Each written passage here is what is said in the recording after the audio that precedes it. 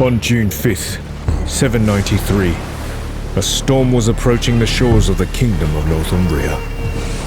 A few months earlier, Althing, the Council of Vikings, made the decision to plunder its largest abbey, the famous Lindisfarne. One of the leaders of this expedition was Jarl Ulf Ironbeard, a stern but respected man among his people.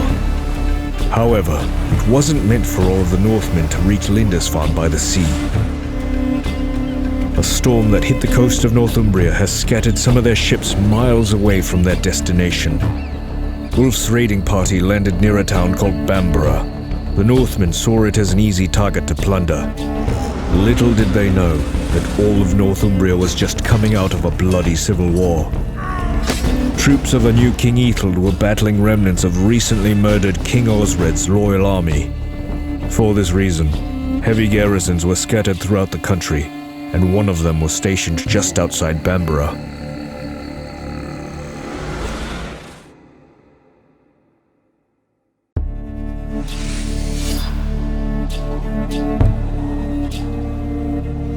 Overwhelmed by the forces of the enemy, cut off from their ships, the Northmen had to escape. Those who did not retreat in time lost their lives or became captives. Once harsh invaders looking for prey, the Northmen suddenly became prey themselves. Luckily, they found salvation in a nearby forest, which became their temporary shelter. Here, they could catch a moment of respite from the pursuing Britons. Here, Jarl Ulf Ironbeard, who suffered injuries during the fight, could heal his wounds and recover. However, a new problem arose for the people of the north.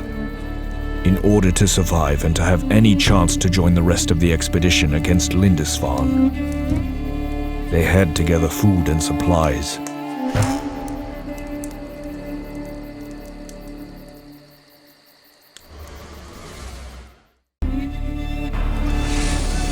This is how I joined the Northmen in their raid on Lindisfarne. Ethelred had held me captive for months, and that was my chance to get even. When Jarl Ulf Ironbeard regained his strength and we collected enough supplies, we could finally head on to join the rest of the expedition. However, the road to Lindisfarne was not an easy one. Every once in a while, we encountered Ethelred's troops. Our supplies ran out faster than we were able to loot the surrounding villages.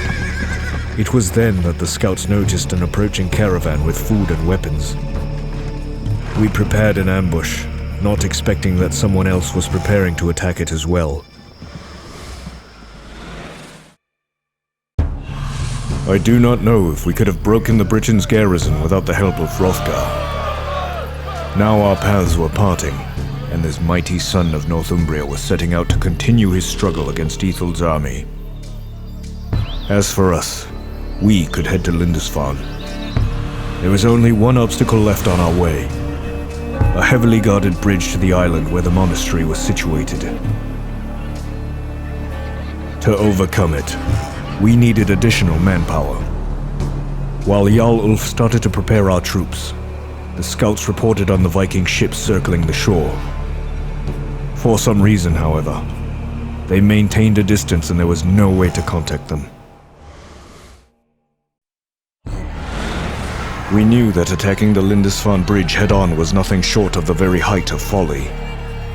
Jointly, we called for a general revamp and set off for wayside farms, aware that our empty bellies were the worst of advisors. Strengthened, we were able to push the Britons off the bridge, drowning the escapees in deep waters. In joy, we rejoined with our brothers, and now we were up to any challenge. And with the last line of defense gone, the path to Lindisfarne laid before us. We eagerly rushed the monastery, expecting easy victory. Yet we were wrong. As the notoriety of our actions spread over the countryside, the abbey filled with zealous defenders, a hard fight was brewing behind those walls.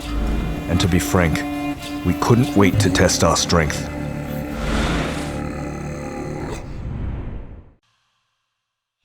In 860, Varangians were routed out from the Volgian territories by joint forces of Slavs and Krivichans. Despite their triumph, though, Leaders of the tribes are unable to reach an understanding. Young and ambitious Pridbor, the leader of the Slavs, weaves a plot against popular and cold-headed Krivich Mstislav. Pridbor knows his forces are way too weak to take Mstislav head-on, and the young prince's plan is dependent upon help from a famous Nordic ruler, Rurik. In order to keep his plan low-key, Pridbor seeks help from me after I exiled into the wild, driven by my mysterious visions.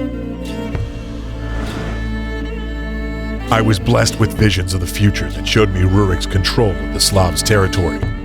Odin himself must have anointed the Nordic ruler, and thus I accepted Pridbor's quest. With the young prince's blessing, I took the role of a royal envoy and made my journey to the Baltic Sea.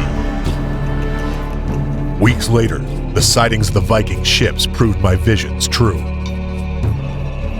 Rurik, accompanied by his brothers, sets his foot on the Varangian territory. His ambition? Headship of the Varangian tribes. Rurik's victory is Pridbor's fall. You can't make someone do your dirty work and expect deference. Odin's my witness. The young prince will end up belly up in Volga if he won't heed his vehement temperament. Truvor, Rurik's older brother, makes my words prophetic. The ceremony turns into a brawl as Pridbor took offense, ending up with a sharp shiv to his throat. The future king, Rurik, makes nothing of this affront. Quite the contrary. He asks me to join his brother Cineas during next day's rush on Belozersk. I reluctantly agree, as there's no secret that this heretic is romancing with Christianity. If he wasn't my king's family, by Odin's name, I'd beat him to the crows.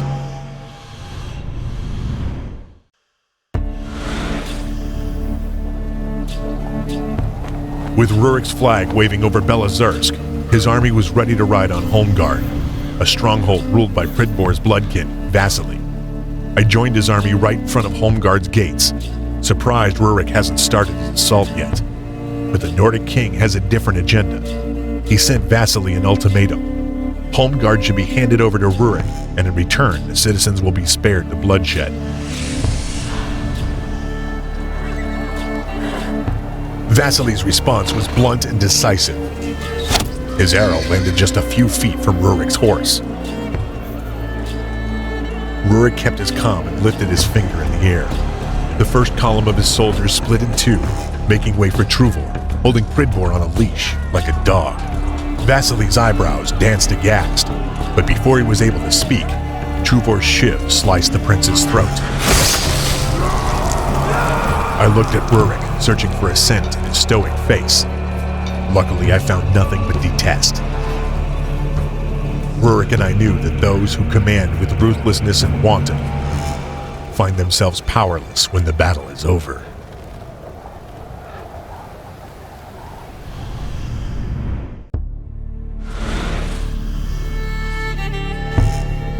When the battle was won, I sought Recluse to consult the gods. In the reflection of Lake Ilmen, I saw Rurik's demise, an eagle feasting on another eagle. Rurik was in danger, and the last blow would be made by his own kin.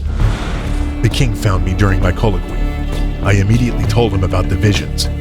He was in danger from either Truvor, a man without honor or mercy, or Cineas, who sold his heart and soul to the Christians. I suggested the king to distribute some of the conquered lands to his brothers. I knew I made the king uncertain, but so far my visions have proven to be true.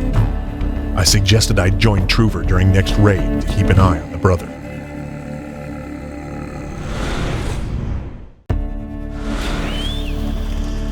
As I was looking over the battlefield, I heard a disquieting whizzing noise. Two eagles locked in brotherly battle, each one pecking the other senselessly. For a short moment in front of my eyes, I recalled the vision of Rurik's downfall, an eagle feeding off of his chopped kin. The king's in danger. I rushed back, riding my horse to its demise. I returned just in time. A trusty berserk, one of the king's personal guard, tried to assassinate him.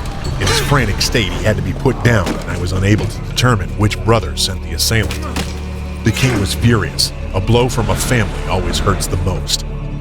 Odin saw in Rurik the same man I see now, a godsend. To protect him, I'd have to kill Truvor and Cineas.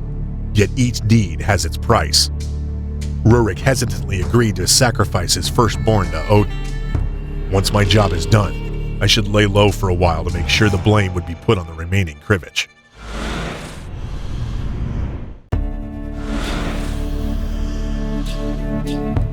I disappeared as Rurik asked, but when I reintegrated with the shadows, the voices showed me the truth. I've become a different man, a man whose voice was nothing less but a declaration of God's. And Odin does not forget. It took me almost 15 years to collect my honorarium. Rurik welcomed me with royal luxury, but what can a blind man offer to a seer? Those were earthly commodities I had no use for. I demanded my remittance be paid as agreed upon, with his firstborn. There's a special kind of madness in the eyes of kings. Rurik laughed out at me frantically and threatened with the worst kind of tortures if I was to act upon his son. I reminded him what happened to Cineas, who shunned the gods away, and to Truver, who got consumed by anger and resentment. This fool ordered his guards to throw me out of the castle, but we'll see who'll be having the last laugh.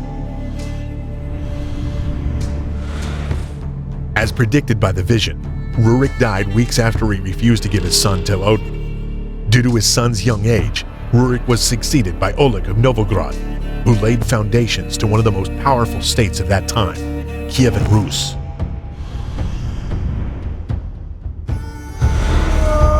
Yet I wasn't victorious either. I wasn't able to please Odin, so he became silent. The only way I could reignite the flame within me was through blood. I've become a nomadic warrior, a prospector of pain and a seeker of honor.